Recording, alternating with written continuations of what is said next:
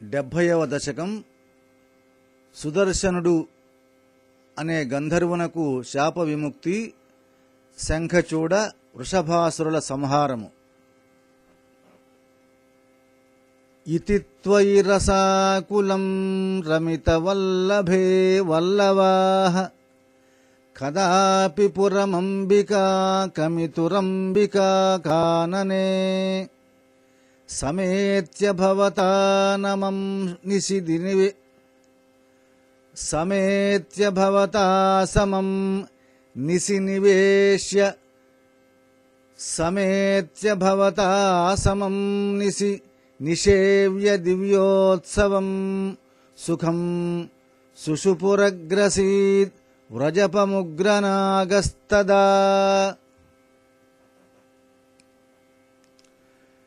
సమున్ముఖమథోల్ముఖైరభిహతేపి తస్మిన్ బలాత్ అముంచతి భవత్పదేన్వతి పాహి పాహీతి తైః తదా ఖలు పదా భవాన్ సంవగమ్య తదా ఖలు పదా భవాన్ సముపగమ్య పస్పర్శతం బభౌ స చ నిజాం తనుం సముపసాద్య వైద్యాధరీం సముపసాద్య వైద్యాధరీం. సుదర్శనధర ప్రభో నను సుదర్శనాఖ్యోస్మ్యహం మునీన్ క్వచిదపాహసంత ఇహ మాం వ్యధుర్వాహసం భవత్పద సమర్పణాదమలతాం గతోస్మీత్యసౌ స్తువన్ నిజపదం యయౌ వ్రజపదం చ గోపాముదా.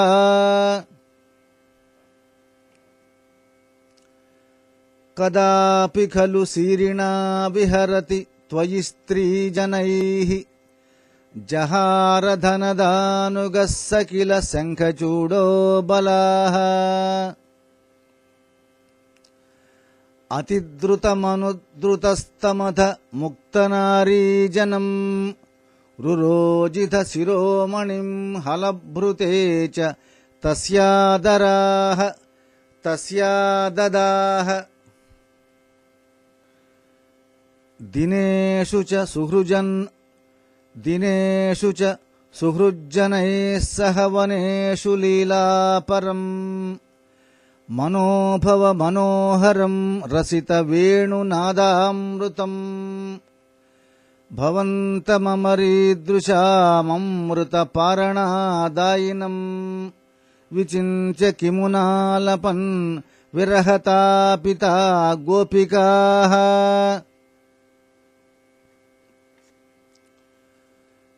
భోజరాజ భృతకస్త్వథ కశ్చిత్ కష్టదుష్టపద దృష్టిరరిష్టః నిష్ఠురాకృతిరపష్టు నినాదస్తిష్టతే స్మ భవతే వృషరూపీ. శాక్వరోధ జగతి ధృతిహారీ మూర్తిమేష బృహతీం ప్రదధానః పంక్తిమాసు పరిఘూర్ణ్య పశూనాం ఛందసాం నిధిమవాపభవంతం తుంగశృంగముఖమాశ్వభియంతం సంగృహయ్య రభసాదభియంతం భద్రరూపమపి దైత్యమభద్రం మర్దయన్న మదయః సురలోకం చిత్రమద్య భగవన్ వృషఘాతాత్ సుస్థిరాజని వృషస్థితిరుర్వ్యాం వర్ధతే చ వృషచేతసి భయాన్మోద ఇత్యభినితోసి సురైస్త్వం ఔక్షకాని పరిధావత దూరం వీక్ష్యతామయమిహోక్ష బిభేదీ యుద్ధమాత్త హసితైః సహ గోపైర్గేహస్త్వమన వాతపురేశ గోపైర్గేహగస్త్వమవ వాతపురేశ. సుదర్శనుడు అను గంధర్వునకు శాప విముక్తి, శంఖచూడ, వృషభాసురుల సంహారము అనే 70వ దశకం సంపూర్ణం. శ్రీమన్నారాయణీయం దశకం 70. సుదర్శనుడు అను గంధర్వునకు శాప విముక్తి, Shankhachuda, వృషభాసురుల సంహారము. Redemption from curse of Sudarshana, killing of Shankachuda and killing of Arishta.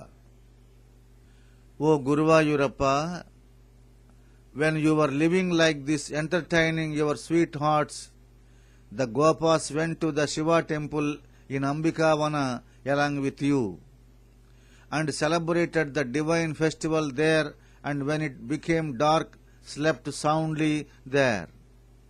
And then one fierce python started swallowing Nandagopa. Then the Gopas fought with it with all their strength and beat it with firewood. But the snake did not loosen its grip, and then they shouted, "Save, save," and fell at your feet.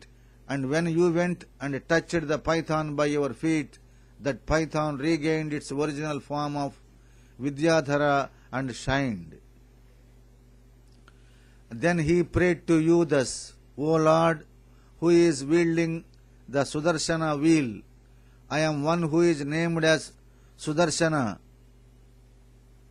and once I mocked at some sages, and they cursed me to become a python, and I am purified by the touch of your feet." And he returned to his home, and Gopas returned to Gokula with great joy. Once, when along with Balarama you were engaged in sport with women, a servant, Kubera, called Sankachuda, without bothering about you, kidnapped those ladies, and hearing this, you chased him with great speed. And he left the ladies on the way and started to run, and you killed him. And you brought his crest gem and gave it to Balarama. During the daytime, when you were wandering all over the forest with friends, the gopis who were feeling the pangs of separation from you thought of you as the one as pretty as God of love himself, who played sweet notes on flute, and who was like a drink of nectar to the eyes of Deva ladies, and wept.